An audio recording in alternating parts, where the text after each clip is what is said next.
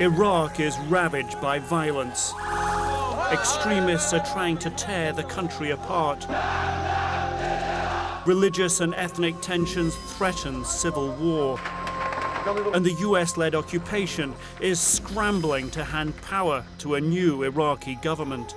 So far, the coalition hasn't set Iraq on the right track. On the contrary, it's setting on the wrong track. They have to succeed in Iraq, and they will.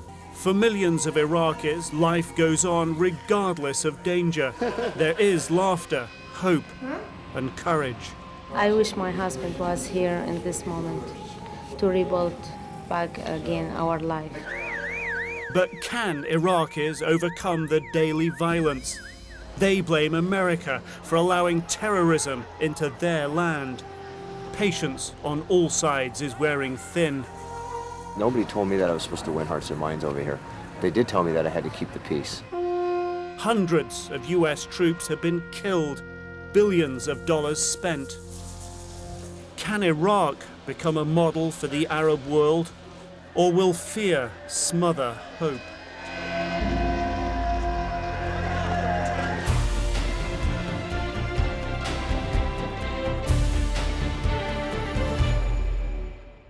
It's now a year since Saddam Hussein was overthrown and Iraq became an occupied country. I'm Nic Robertson and I'm back in Baghdad. As I look around me now, I can see the former dictator is well and truly gone. But the destroyed buildings around here tell me Iraq's future is still far from certain. And one thing I've learned coming here over the years is if you want to understand this complicated country, you need to listen, and listen carefully to people. In this documentary, we'll hear from 6 very different characters. An Iraqi policeman, afraid for his life. A grieving widow, wondering if there's a future here for her family. A Kurdish entrepreneur whose people won't surrender hard-won freedoms. A Shiite cleric, impatient for power and influence. And the heir to the Iraqi throne, who fears Iraq is slipping towards civil war. But we begin with an American soldier using force and favors to help forge the new Iraq. There was no one out here yesterday, and that one house is the only house. Lieutenant Colonel Nate Sassaman. 20357. West Point quarterback, 1985. Okay, all right, good, let's go then. Now, hard-charging commander of 600 men, tackling one of Iraq's toughest neighborhoods, Balad in the Sunni Triangle north of Baghdad. Okay. Nick, this is where they fired from the other day. Right here. A mortar position used by insurgents to fire on his base.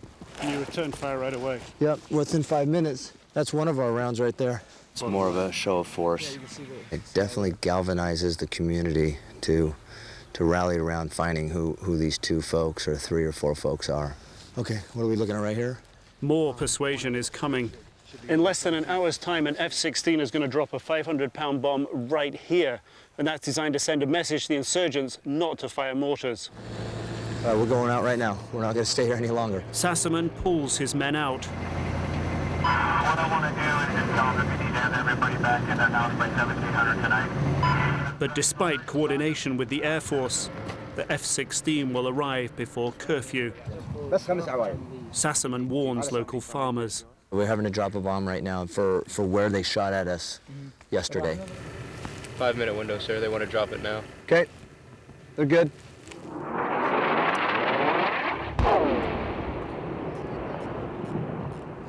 That's better.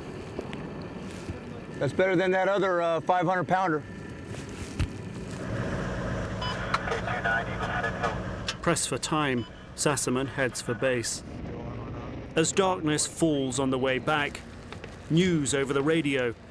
An Iraqi shot by Sassaman's troops. Who's working on him?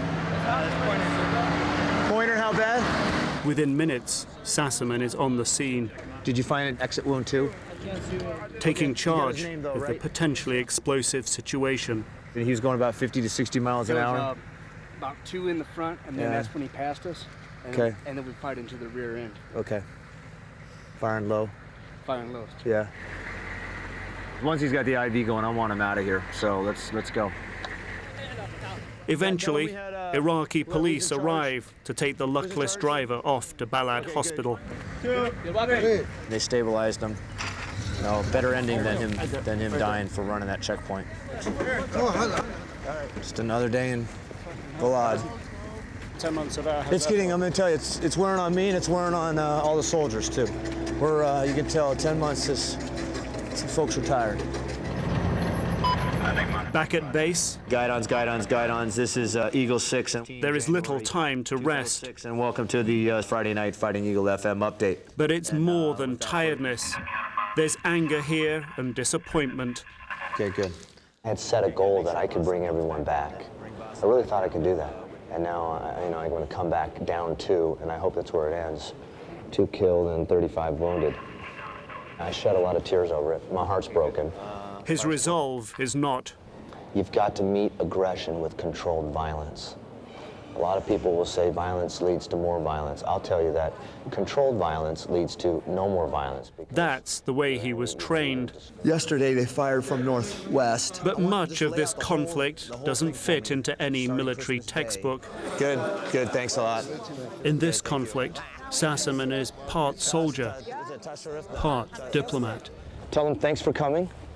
At a meeting with tribal leaders and sheikhs. And I know that the unit that was here detained several people from the area. I'm really after 2 guys right now. 2, Fawzi Yunus and Dalab Ahmed Marzouk. Among this crowd, Sassaman has earned respect. This sheikh tells us he's a brave and strong man. When Sassaman was in trouble, he was standing on the tank, not hiding inside. Barely 12 hours later, a pre-dawn raid. Does he have any weapons in the orchards? Okay, good. So if I find I should not find any weapon between this house and the orchard. And then they're saying Hamdan was with us yesterday? Sassaman suddenly realizes one of his targets is one of the sheikhs he met the day before. Good. Well, while we're at it, how did he think the meeting went yesterday? So how does that happen? Yesterday he's a good guy. No, he's still, yeah, isn't that a riot? This is not the first time this has happened where we've had meetings with individuals, and then that night we've actually had them targeted him. It's not about winning hearts and minds. Nobody told me that I was supposed to win hearts and minds over here. They did tell me that I had to keep the peace. The raid ends without the weapons they were expecting to find. A few people, including the sheikh's uncle, taken into detention. We need to be able to rapidly go through the detainee stuff. Another pressure on Sassaman. The number of detainees suspected of aiding the insurgency is mounting. Through the day, more brought into the primitive lockup. This rare glimpse of detainees reveals poor security. The captives have full view of informers arriving to brief Sassaman's men. Some of the soldiers here on the edge. Suck my ass, bitch, okay? Say okay. Yeah. Actually, okay. Yes, I want to stick my foot in your ass. That's what I want to do. That was a soldier addressing a detainee. Get up. Another told us he wanted the prisoners to try to escape so he could shoot them. Since our visit, Sassaman has improved detainee security, but he has also been reprimanded for impeding an investigation when some of his soldiers were accused of abusing Iraqi detainees by pushing them into a river. At the time of our interview, he talked of the stress on him and his men. It is really hard being away, and I really feel for the kids. My son has lived with almost 2 years without a father. My daughter misses her dad, and then Marilyn and I are probably going to start over with some dates and then just getting to know each other. Time to reflect, though, is rare. The sun's going down. And then we'll go down to pediatrics. But it's far from the end of Sassaman's 20-hour day. Salam. A visit to Balad Hospital. Salam. This one bringing him some joy. Oh, here you go, sweetheart. The skeptic in me asks, what good can handing out candy in a hospital do? Shukran. Ma salama. But as I watch, undoubtedly, hearts are being won.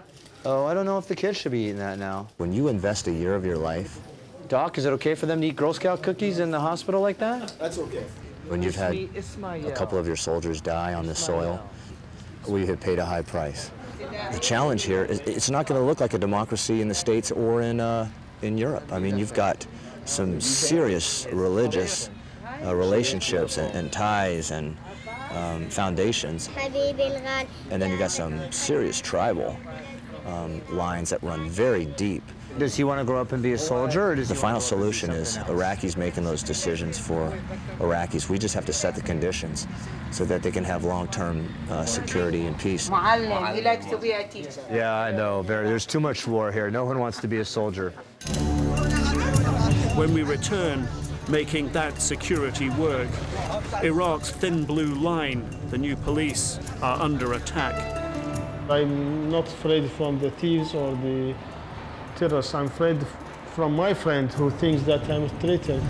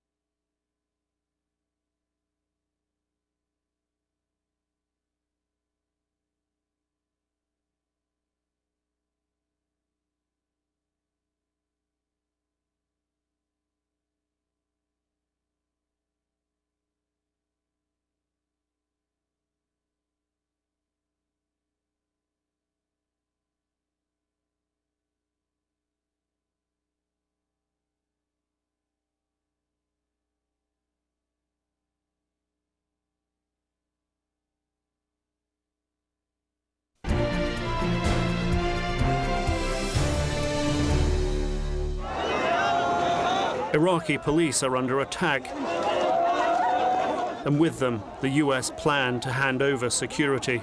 Insurgents see the police as collaborators. 600 have been killed since the war. Defenses are going up around police stations, but assassinations and attacks continue.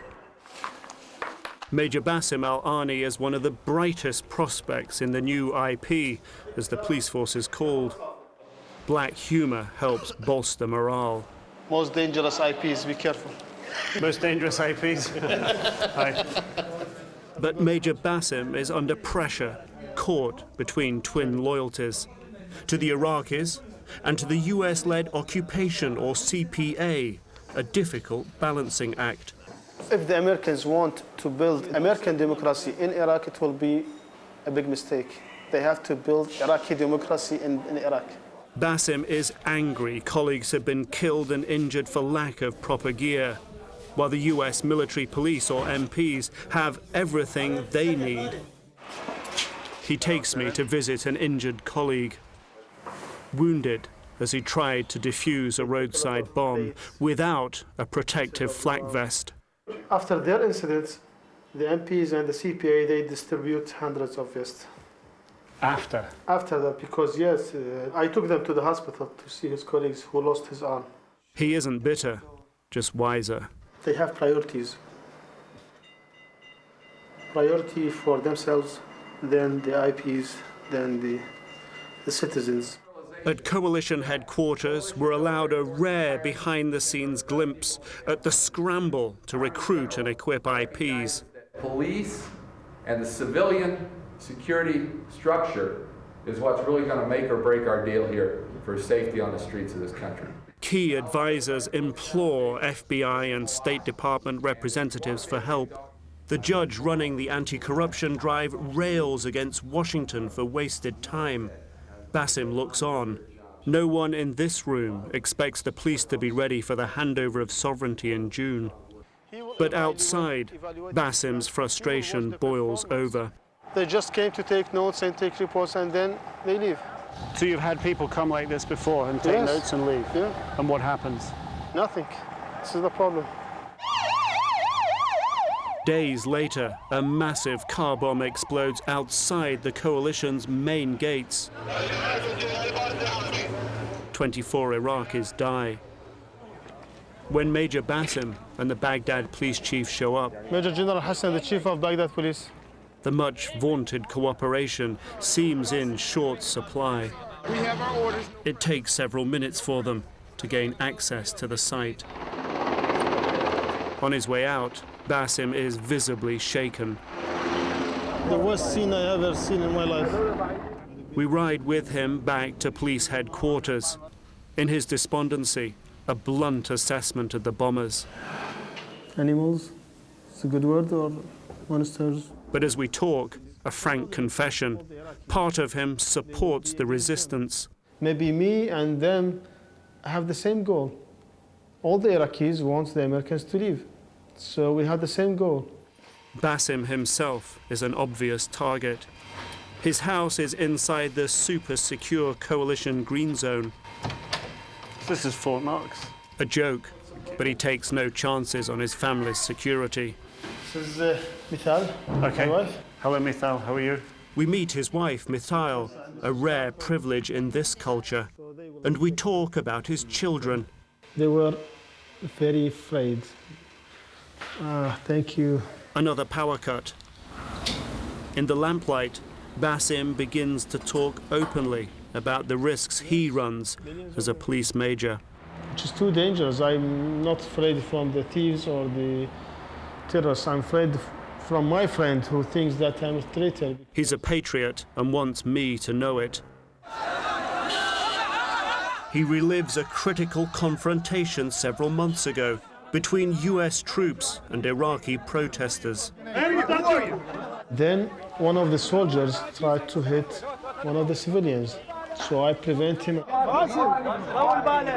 You didn't understand what those people said. He is Iraqi. Why he is holding a stick? Why he is trying to... It doesn't matter. It doesn't matter. Forget about the guy with the stick. That's not what we're dealing with. We're dealing with 7,000 people on the streets. We need to get them off. We need to tell the Iraqi people that we are with them. We are not against them. We lost hundreds of police officers for their sake, not for the American sake. Even he and his daughter are wary of American intentions. I asked her why they do come here to Iraq. I asked her, what do you think, why they came here? ليش يجوا هنا؟ I wouldn't know. She said because of the oil. Really? She thinks like her father. She thinks like her father. But Major Bassem has grown close to his coalition counterparts.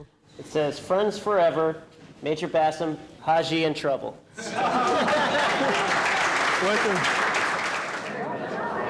Bassem organizes a farewell dinner for his friends in the 18th Military Police Brigade. We'll see you. We'll see you. I hope that I'm not going to lose, but I will miss very deep friends.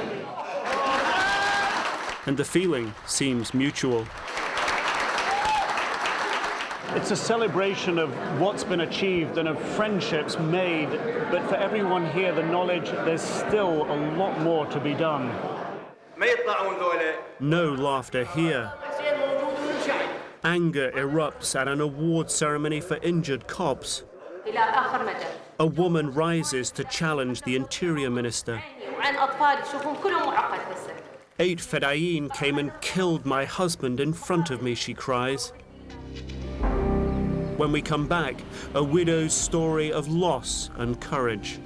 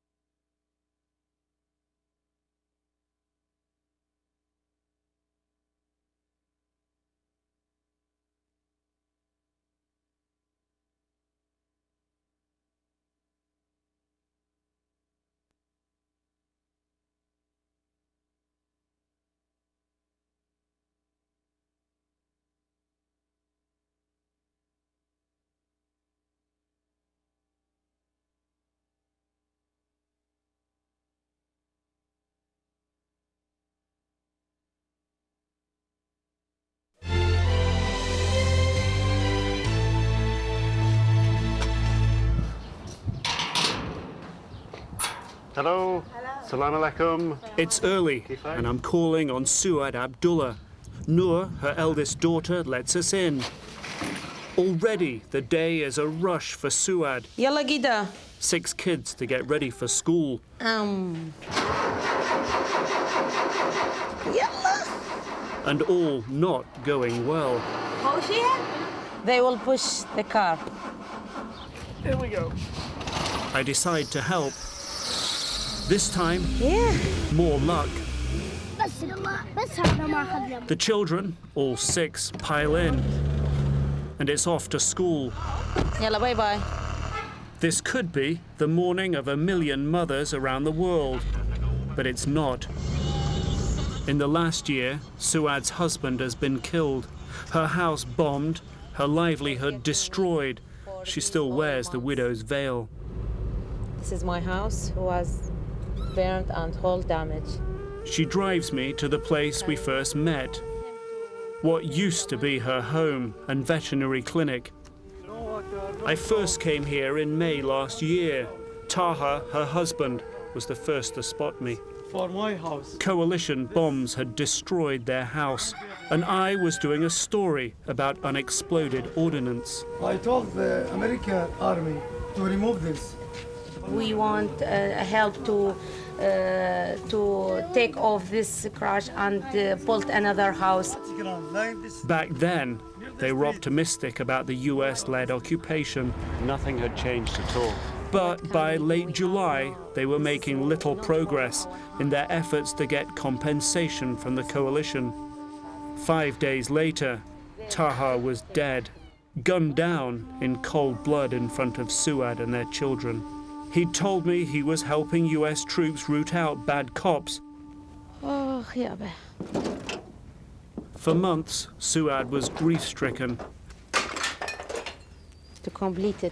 Only now is she picking up the threads of her middle-class life, resuming her battle for compensation. But this professional, whom Iraq can ill afford to lose, is also thinking of emigrating. Any road, any street is unsafe now, because maybe here or there may be bombed. But Suad's making one last bid for help from the US military. And the letter's not a problem. For us to write a letter confirming that her house and clinic were damaged during the war, that's easy. It's the word she's been waiting to hear. God bless you.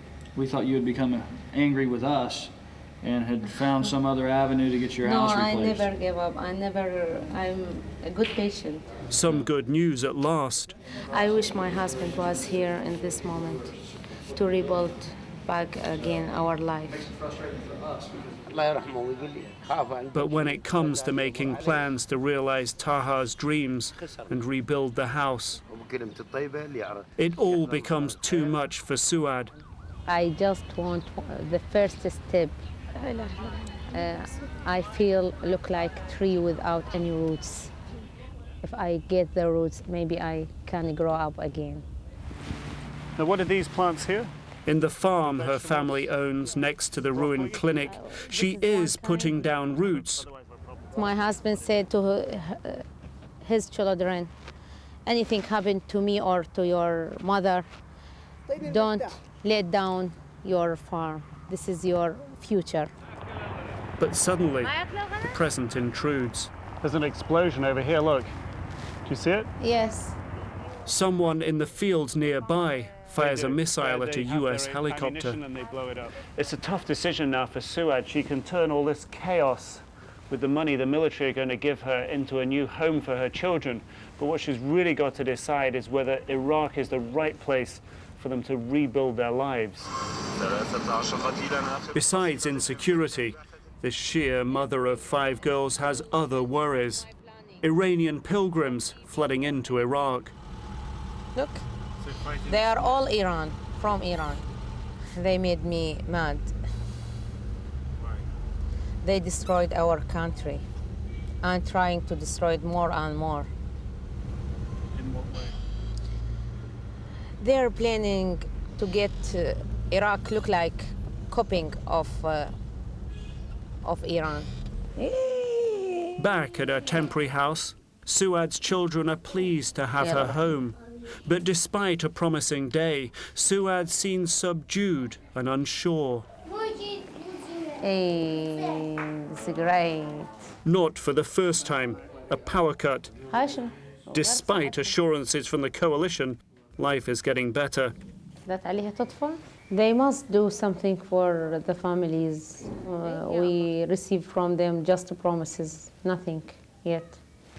And this is the result of their promises.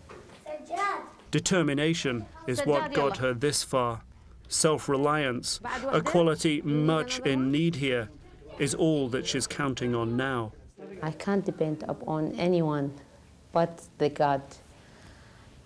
With the helping of my God, and depend upon myself to draw a small future. But whether Suad will stay or go depends on much that's beyond her control. We don't say like they do in the West, that there should be absolute equality between men and women. When we return, the rise of the Shia clerics.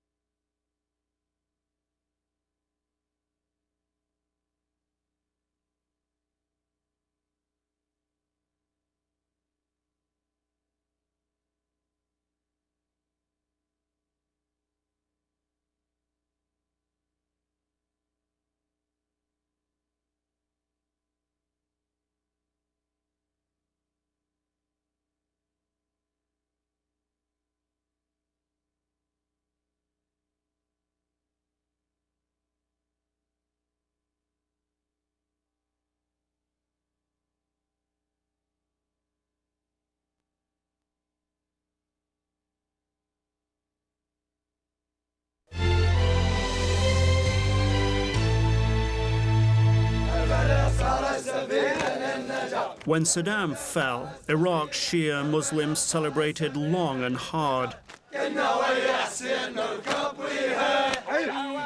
Saddam's dictatorship had brutally repressed the majority Shia community. Hundreds of thousands were killed. The regime banned acts of faith like this, driving Shia clerics underground.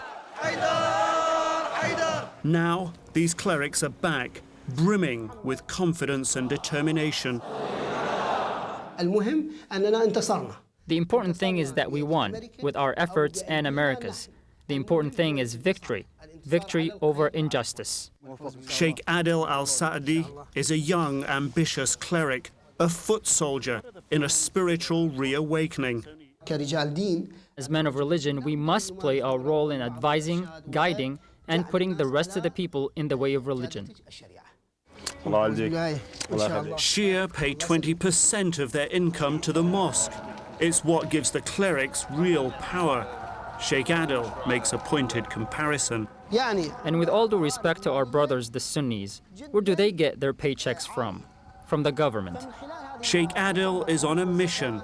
How long did he say before it should be finished? How many years? A towering mosque in Baghdad, commissioned by Saddam and half-built, now grabbed by the Shia community. Now when you get close, you realize how big it is. Sheikh Adil busses the faithful in from poorer parts of Baghdad. So strong is the devotion that no one seems to care the temperature is close to freezing and the building has no doors or windows. For more than an hour they pray, but also listen to guidance on how to lead their lives. Devout Shia Muslims like these follow their clerics with unswerving obedience. Sheikh Adil, in turn, is a devotee of Ayatollah Muhammad Yaqoubi, a powerful figure in Iraq's Shia hierarchy. While we've been here, we've been given this book, We in the West, written by Sheikh Yaqoubi, and it outlines how Muslims feel mistreated by the West. And I quote, "The most common title they have used in their anti-Islam campaigns has been terrorism, though they have not identified it as clearly as required, making it an obscure and open term so as to include anyone who stops against them or tries to challenge them." It is a misunderstanding Sheikh Adil thinks we need to correct. Don't think that the religion of Islam is a terrorist one, or that the Iraqi people are trying to stand against the people of America. In his cold Spartan office, there is hospitality, but also a thinly veiled warning. America doesn't need to import a political system or mechanism to place in Iraq. Democracy is not about interfering or taking control. By bringing tens of thousands onto the streets, the clerics have shown they are a force to be reckoned with. Shiites make up nearly 2/3 of Iraq's population. If elections are allowed, yes, then the Iraqis will be friends of the American government and their people. But if in the future the rights of the Iraqi people were lost, of course the American army would become the enemy of the Iraqi people. As we leave, I mentioned the well-armed guards around the mosque. Is security a problem for them at the moment? There are terrorist operations at the moment, so protection must be provided. After a high-speed car drive to another mosque, we begin to understand why the Shia have their own security force. This building used to be a Ba'ath Party headquarters. Now it's a Shia mosque, part of their determination to expand. There is resistance to that expansion, however. Just a few weeks ago, the sheikh here was shot dead. Sheikh Adil blames terrorists, but most here think Sunni extremists are responsible. Recent suicide bombings at Shia holy sites killed dozens, further raising the spectre of a sectarian war and stoking Shia resentments that US occupying forces give them no protection. It's a theme that Sheikh Adil picks up as we visit his modest house for lunch. There became a lack of trust as a result of some of the methods used by the American forces for protecting Baghdad and other districts in Iraq. So the Iraqi people began to be dissatisfied. Sheikh Adil is very much the family man. Tell him his daughter's very sweet. I meet his children, but his wife never appears. I ask about women's rights. We don't say like they do in the West, that there should be absolute equality between men and women. This is under God's divine law. Some women have already protested against changes proposed by the Shia clergy that would make it easier for a man to get a divorce, but much more difficult for a woman. The concept of divorce, for example, the marriage contract, cannot be in the hands of the woman. God says it should be in the hands of the man. Iraq's Shia majority are growing impatient. They want elections soon, and they want the United States out of Iraq. Unless America sticks to its promises, the situation will blow up to an extent no one expects. And I strongly believe there will not only be repercussions in Iraq if things blow up, but in the whole area. In the last week, Shia resentment in some communities is reaching boiling point. US troops have been killed in violent clashes, hinting time is running out. A warning that echoes across Iraq.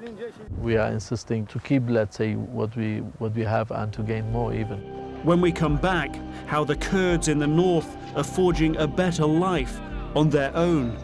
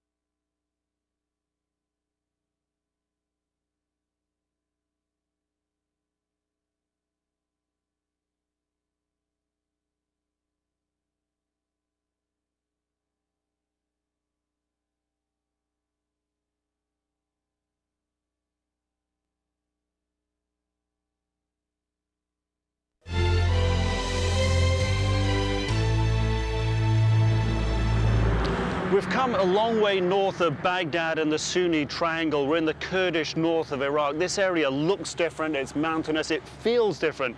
I don't need this heavy flak jacket anymore. It's also open for business.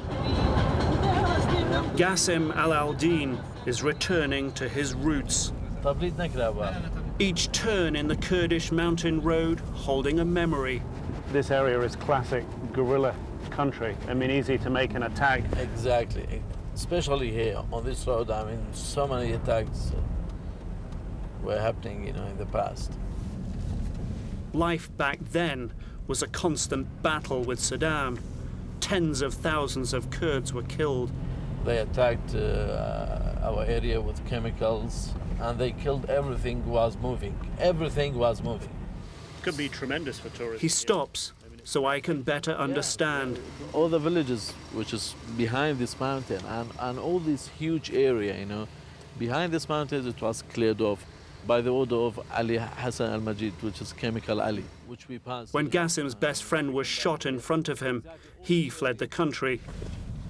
But for the last 13 years, the Kurds have enjoyed virtual self-rule under American protection. Now that Saddam is gone, Qasim is coming home to kick-start the Kurdish economy. Hello? Already he is under pressure. Hi, how are you, sir?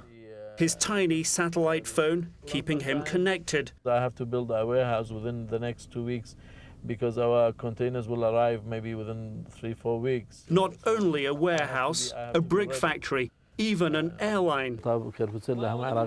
Qasim is ambitious for himself and the Kurdish people.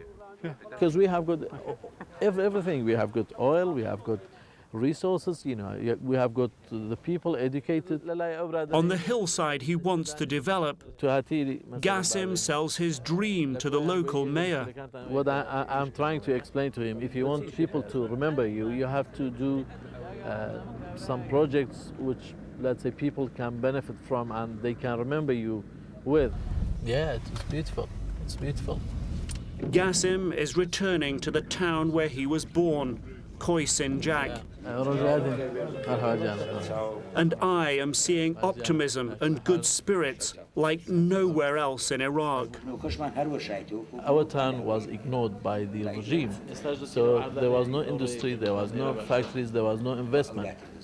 So it is important that people like me, let's say, to come out to invest and to open factories, because otherwise the city will remain the same, you know. However, later that day in the Kurdish capital Erbil, Qasim calls his ailing father in London. I'm telling him about the factory I'm putting places up. He's happy. It's a reunion of sorts. Qasim hands the phone to a man his father taught a generation ago. Ties of blood and clan run deep here. But optimism among the Kurds is tempered with apprehension. At the law courts where he once trained as a lawyer, Qasim finds his old friends and new problems. The judges in this room are angry. Iraq's US administrator is cutting their salaries. Qasim voices the chief judge's concerns. He's suspecting that America or Mr. Burma, he's doing this just to put Kurdistan on hold, so the rest of Iraq, they will do a catch-up. The judge's complaint echoes a broader anxiety that the US will sell the Kurds short for the sake of a united Iraq. We have got our own political parties. We have got the mentality, we have got the intellectual, we have got these resources. But the only thing which is the obstacle to be a free country and to be a state is America. Everywhere I look, the message is the same. We are Kurds before we are Iraqis. As you see, I mean, the buildings are too old. On our return to Sinjak, Qasim leads me down the ancient alleyways where he grew up. I have slept on top of that roof. Slept on this roof here? Yes. As a child? Yes. On the medieval rooftops he knew so well, little has changed, barring the satellite dishes. His uncle, once a celebrated guerrilla fighter, still wears traditional Kurdish clothing. Together, they visit the grave of Qasim's grandfather. I saw him in 1986 the last time, and I said goodbye, you know, and I told him I might not never see him again. Almost 2 decades later, a new era could be within reach. I think Kurdistan will never be the same again. It will be heading for a better life. That's what I'm expecting and hoping for. A life you can bring your family back to Yes, live? of course. I mean, of course. It was about my colleague. Determined to build a future, but also not to give up the gains from the past. We are not ready to accept the rule of the central government in Iraq, or we are not ready to compromise on what we have now. But if they ignore all that, there will be a chaos. Chaos seems far from this tranquil graveyard. But where the mountains and Kurdish land end, tensions are growing. Iraq never had these ethnic and religious divisions. When we come back, how the man who would be king wants to put his country back together again.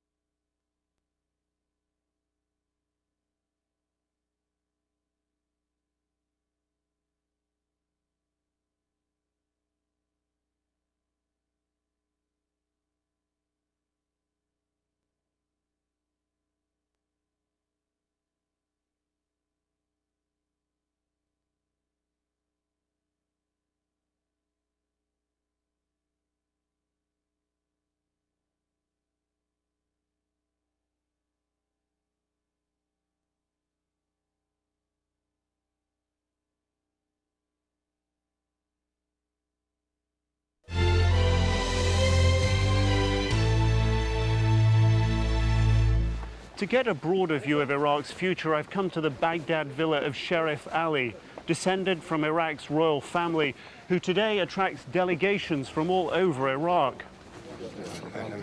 Exile since childhood has done little to dull Sheriff Ali's memory of what it takes to be king. فأهلا وسهلا بكم الشريف علي بن الحسين. Arguably not the first in line to Iraq's throne, Sheriff Ali is the first to come back to claim it. No shortage of praise. But as he receives visitors, he hears many grievances. And not just from Sunnis. These Kurds come to complain about Kurdish leaders who want to divide Iraq. They want his help. Sheriff Ali's royal lineage gives him cross-community appeal, making him a lightning rod for discontent.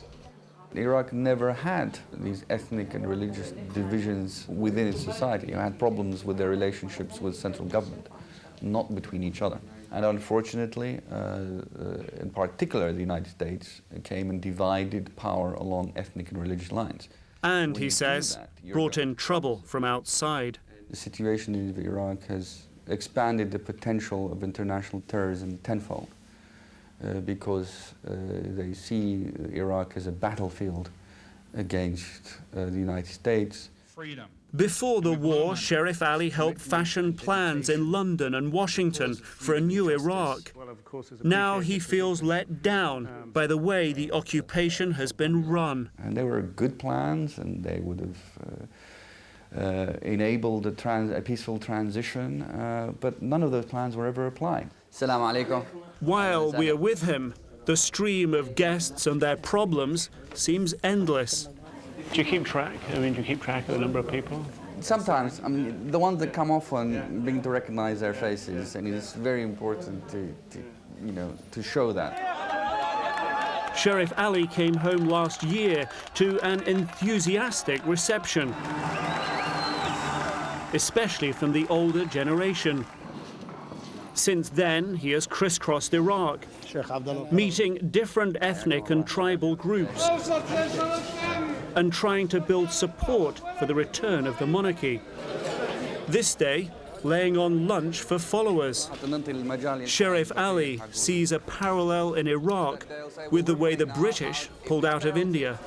They didn't create the institutions, they didn't have a proper handover, they just pulled out. And I fear that, well, the coalition is trying to avoid that, but that may well be the result. As we admire family photos... Firstly, we have Sharif Hussein bin Ali, my great-grandfather. Sheriff Ali makes his pitch for the Iraqi throne. And the constitutional monarchy would be the umbrella under which all the different groups could feel that they were going to get a fair share of power and a level playing field. And that's what Sunnis, so long Iraq's ruling elite, feel they no longer have. And they're not only under threat politically, but actually physically, in terms that there is an assassination campaign against them. King Faisal, the first founder of modern Iraq. There is a strong risk that we are approaching that situation, that the fight between political parties will be taken to the streets rather than to the ballot box. He counts himself among those under threat, his own security always on guard. Here you can see now. As we go to the roof, Sheriff Ali points out Saddam's old palace just across the river. Now coalition headquarters, or the Green Zone, a favorite target of Sunni insurgents. We hear sometimes at night the mortars going off. They go over us, we hear, and then a few seconds later we hear the impacts in the Green Zone. What's it going to take to stop the resistance, do you think? Politics. Simple as that. Politics, that's all it is. I mean, that's all it is. You cannot have win. I mean, the other day we had this explosion in Erbil. Man straps himself with Semtex, goes in and blows himself up. There's just no way you can stop that. The only way you can stop that is a political solution. I recall the words of American Lieutenant Colonel Nate Sassaman, meet aggression with controlled violence. I think it'll have the opposite effect. What we are taught is to fight back from Saddam's regime. His outlook is accordingly bleak. So far, the coalition hasn't set Iraq on the right track. On the contrary, it's set it on the wrong track. It's creating sectarianism in Iraq. And I think the coalition really needs to take a long, hard look at what they're doing in Iraq and decide whether they're going to continue this, which will lead to greater spiral of violence, or will they reach out to Iraqis and give them a chance to run their own affairs? A view we've heard frequently on our journey, that the coalition is failing to understand the country, and that occupation only deepens divisions. Our guides on this journey all talk of their hopes, of dreams for a better Iraq. Their visions may differ, but all want security to lead more normal lives. All too often they find reality intrudes. Random violence and rampant corruption shape their expectations. And most remain wary of American motives. When it came, the demolition of Saddam's Iraq took just days. Building a peaceful and democratic Iraq is proving a much tougher proposition. While we've been here in Iraq, 2 close CNN colleagues have been killed, shot dead in an ambush. It's a harsh reminder of just how dangerous life can be here. My moments of optimism are tempered by acts of violence, and I'm reminded that goodwill alone won't help Iraq. Understanding is required if it's to emerge from a state of fear.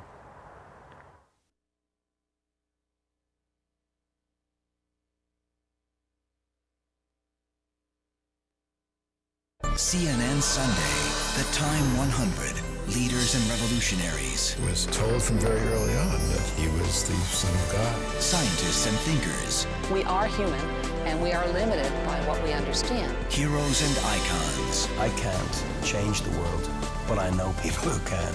They are among those who've made an impact and shaped our world.